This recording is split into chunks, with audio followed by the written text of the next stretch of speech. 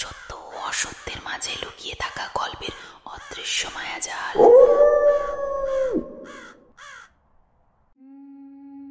তুমি কি কখনো গভীর রাতে হাসপাতালে থেকেছ, যখন চারদিক নিস্তব্ধ, শুধু নার্সদের জুতোর শব্দ আর মাঝে মাঝে দূরের কোনো রোগীর কাশির প্রতিধ্বনি শোনা যায়?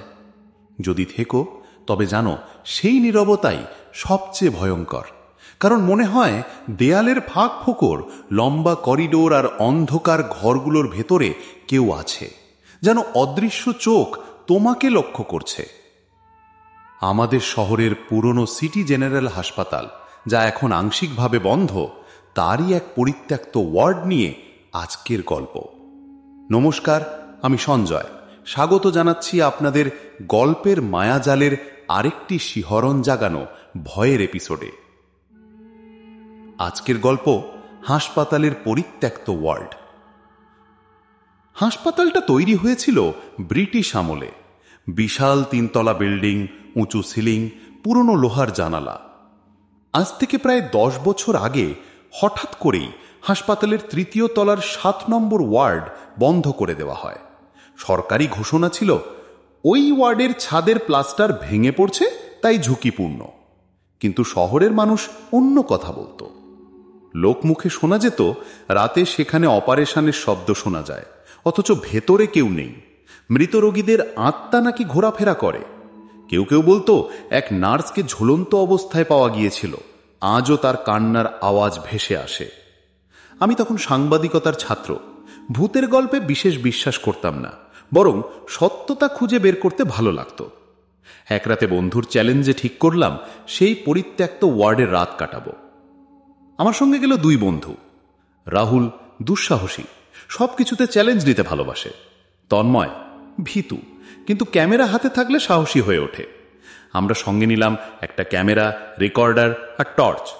গার্ডকে ঘুষ দিয়ে ভেতরে ঢোকা সহজ হলো, কিন্তু বেরোনোর আগে সে ফিস করে বলল, বাবু ওই দিকটায় যেও না, যেটা বন্ধ আছে, ওখানে রাত বাঁচবে না। আমরা হেসে উড়িয়ে দিলাম। 3য় তলায় উঠতেই শরীরে কাঁটা দিল। সব লাইট নিভে, শুধু করিডোরের শেষে একটা বাল্ব কাঁপতে কাঁপতে জ্বলছে। দেয়ালে শেওলা দাগ, ভেজা গন্ধ, চুনসুরকির স্তূপ।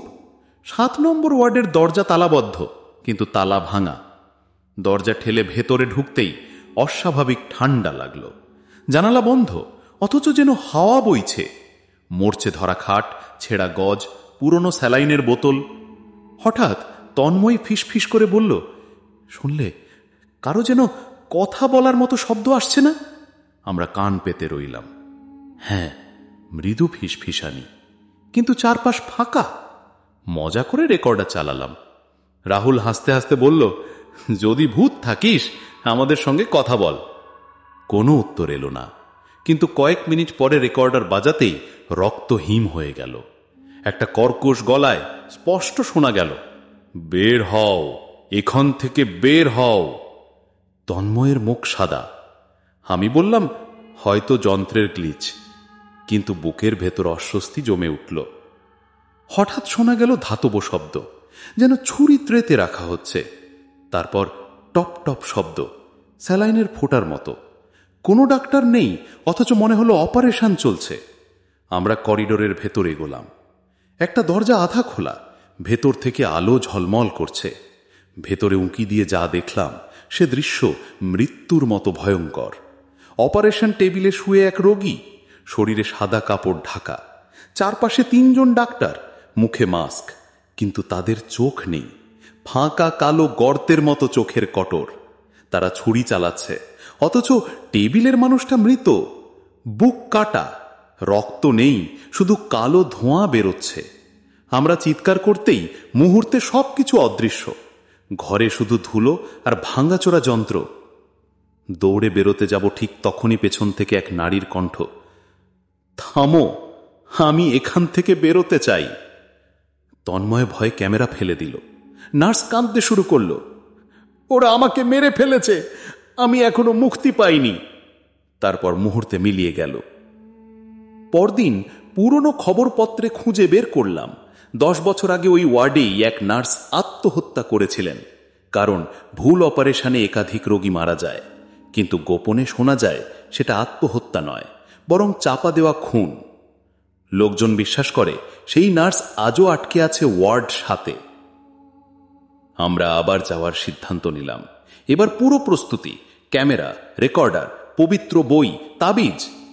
ভেতরে ঢুকতেই আলো নিভে গেল। চারপাশ থেকে অসংখ্য ফিসফিসানি। তোমরা কেন এসেছ? কেন কেন কেন? দরজা বন্ধ হয়ে গেল। টর্চের আলো ফেলতেই দেখি দেয়াল জুড়ে রক্তলাল হাতের ছাপ। তারপর অন্ধকার থেকে আবার দেখা দিল সেই ডাক্তাররা। তাদের ছুরি এবার আমাদের দিকে। রাহুল দৌড়ে দরজার কাছে যেতেই দেখি সামনে দাঁড়িয়ে নার্স। চোখ থেকে রক্ত ঝরছে আর সে চিৎকার করছে, কেউ এখান থেকে বাঁচতে পারবে না। আমরা মরিয়া হয়ে দরজা ভেঙে বাইরে দৌড়ালাম। সিঁড়ি বেয়ে নামতে নামতে মনে হচ্ছিল কেউ আমাদের পেছনে ছুটছে। শ্বাসকষ্টে বাইরে বেরোতেই হঠাৎ সব নিস্তব্ধ। গার্ড দূর থেকে তাকিয়ে বলল, আমি আগেই সাবধান করেছিলাম বাবু। আজও যখন হাসপাতালের সামনে দিয়ে যাই, চোখ তুললেই 3য় তলার ভাঙা জানালা। মাঝে মাঝে মনে হয় সাদা পোশাকে কেউ দাঁড়িয়ে আছে, চোখ শূন্য, ঠোঁটে চাপা হাসি। লোকেরা বলে গভীর রাতে আজও ভেসে আসে অপারেশনের ছুরি ঘষাঘষির শব্দ, স্যালাইনের টপ টপ শব্দ আর এক নার্সের কান্না। ওয়ার্ড 7 আজও রহস্যে ঢাকা। কেউ আর সাহস করে ভেতরে যায় না, কিন্তু আমি জানি যদি কেউ যায় তবে ভেসে আসবে সেই একই ফিসফিসানি, বের হও, এখান থেকে বের হও। আজকের গল্পটা কেমন লাগলো অবশ্যই কমেন্টে জানাতে ভুলো না।